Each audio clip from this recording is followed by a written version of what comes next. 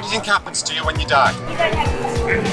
Wake up on the other side and go through the lessons that you've learned in this life. So who's going to be your judge?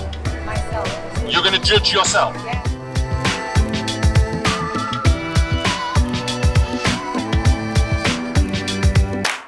What's the hardest quiz show on TV?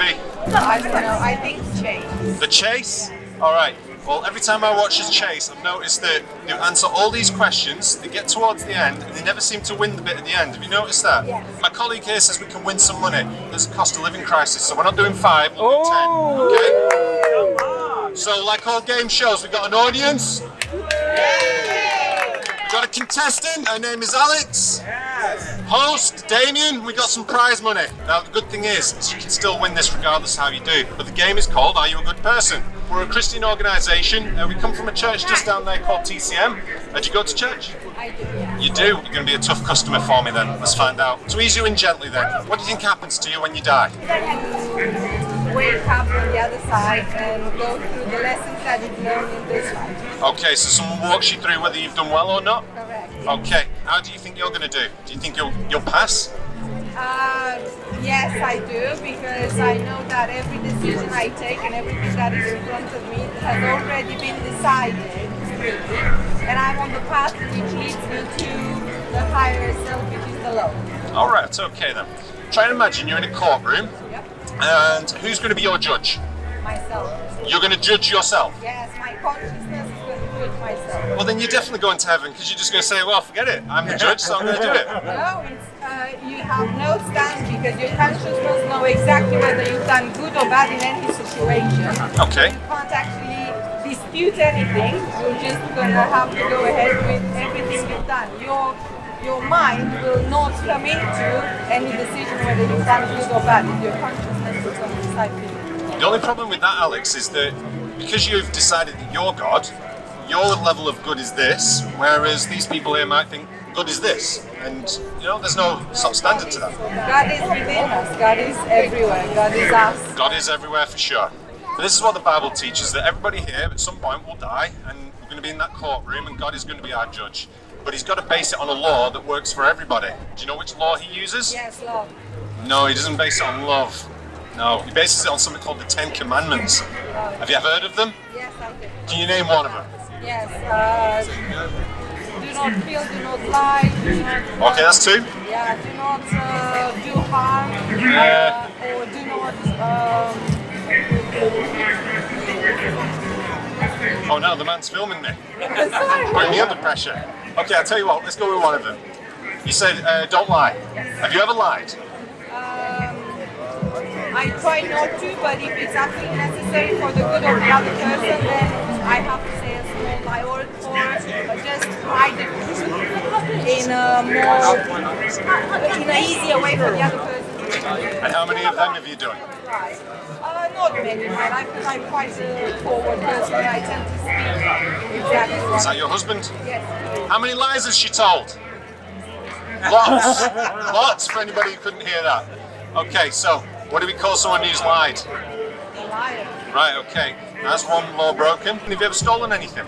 Not willingly. Okay. How about, have you ever downloaded music off the internet that wasn't yours? Yes, that's real. Yes. Okay, so that's 2. So if you steal something, I was born in the 80s, so I had to go through that. don't worry. Hey, by the way, just to let you know, I failed this as well, so no judging here. So, okay, so you've lied, you say that's a liar. If you've stolen something, what do you call somebody who steals things?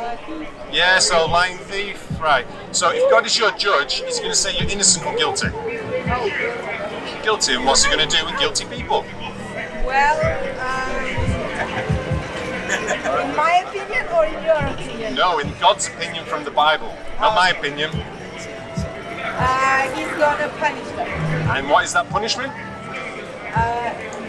Well, it depends. So basically, you're asking if they go to heaven or hell. Pick one. Where do guilty people go? They go to hell. Yes, they certainly do. Now, that's not a good thing. That's why we're here today on a Saturday trying to, tell people about this, because I don't know if you followed on, but you'll realise, and this goes for everybody who's listening, that everybody effectively fails this test, right? Because like you say, even if you tell a small white lie, that's what you described, you've broken this law. So, how does anybody get to heaven? forgiving both others and themselves. Okay, so you want God just to forgive you? No, I want grace to forgive everybody that has done something wrong to me, and then at the same time forgive myself or not forgiving them when I should have in the first place, and then start loving everybody around. But do you remember when you said one of the rules was don't kill? Yes. Right? So would it be okay for God just to forgive serial killers? It depends whether they have remorse or not. If they have what, sorry? Remorse. Okay. Well, we'll come to that subject in a second. Well, this is what God did. Because you can't solve this problem. You've lied, you've stolen, you're guilty, off to hell. So what he does to solve this God-sized problem is he himself comes down in the form of Jesus and he dies on the cross. Now, even though he didn't do anything wrong, he was killed for it. But do you know what his last words were on the cross? Oh, so close. That's not the last thing he said, but he did say that, okay? He actually said, it is finished. So what he's trying to say is, I've done what I set out to do, which was to come down, die for us, take our punishment, and it's almost like a sort of, but it's more like a transaction. So in a courtroom, try and imagine this. Let's say you've done something bad in court and you're about to be found guilty, but this man here takes your punishment. Would you be grateful?